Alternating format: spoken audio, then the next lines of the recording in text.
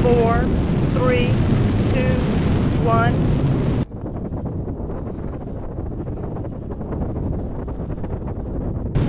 And liftoff. Bertahun-tahun yang lalu, pada tahun 1957, sebuah benda kecil melesat melintasi langit malam.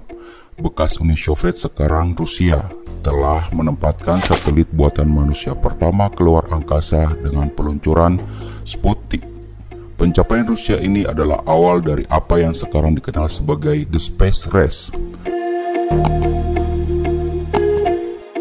Sebelum kita lanjutkan, silakan subscribe, like, dan share.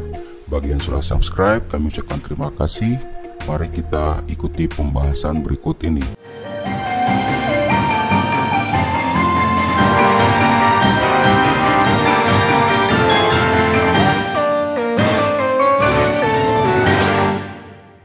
Neil Armstrong dan misi Gemini 8. Dalam perlombaan dua tim dalam eksplorasi ruang angkasa, Amerika Serikat menemukan dirinya jauh di belakang.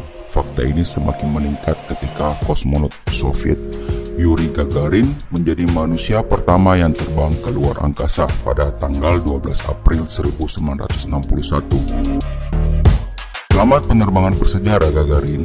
Dia mengorbit planet kita sebelum kembali dengan selamat ke bumi. Kurang dari sebulan kemudian, astronot Amerika Alan Shepard menjadi manusia kedua dan orang Amerika pertama yang terbang ke luar angkasa.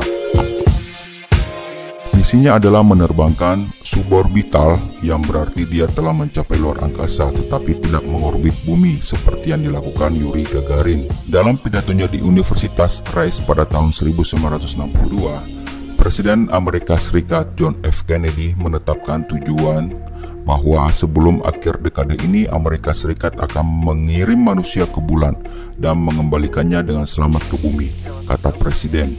Itu tidak mudah, malah akan sulit, tetapi tantangan yang dia katakan adalah tantangan yang ingin diterima negaranya, yang tidak ingin ditunda dan yang ingin dimenangkannya. Selama beberapa tahun berikutnya, Uni Soviet dan Amerika Serikat terus memiliki misi yang sukses keluar angkasa. Penerbangan lebih lama dan lebih banyak orbit bumi dicapai oleh kedua negara. Pada tahun 1966, misi penting NASA yang disebut Gemini 8 akan menandai ujian terbesar hingga saat ini. Bersama dengan sesama astronot David Scott, pilot komando Neil Armstrong akan mencoba merapat untuk pertama kalinya dua pesawat ruang angkasa di luar angkasa. Tugas ini penting jika astronot mengunjungi bulan dalam misi NASA di masa depan yang disebut Apollo. Setelah pesawat ruang angkasa Gemini 8 melesat keluar angkasa, itu sejajar dengan kendaraan target yang disebut Agena. Pesawat ruang angkasa Agena sebelumnya telah mencapai orbit bumi ketika dikirim ke luar angkasa dengan roket yang tak berawak. Terbang menuju dan menghubungkan satu kapal ke kapal lain membutuhkan keterampilan dan kemantapan yang tinggi. Tetapi astronot adalah pilot yang sangat terlatih. Saat Agena semakin dekat di jendela Gemini 8, Armstrong memindahkan pesawat luar angkasa hanya beberapa inci per detik. Astronot David Scott kemudian mengirim radio ke NASA. Penerbangan kita berlabuh. Ya, ini benar-benar smooth.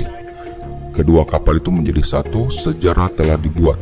Pesawat ruang angkasa gabungan tersebut kemudian membuat dua orbit bumi yang sukses sebagai satu kapal. Tapi tiba-tiba ada masalah. Pendorong yang tidak berfungsi dengan sistem kontrol penerbangan Gemini 8 menyebabkan pesawat luar angkasa mulai lepas kendali.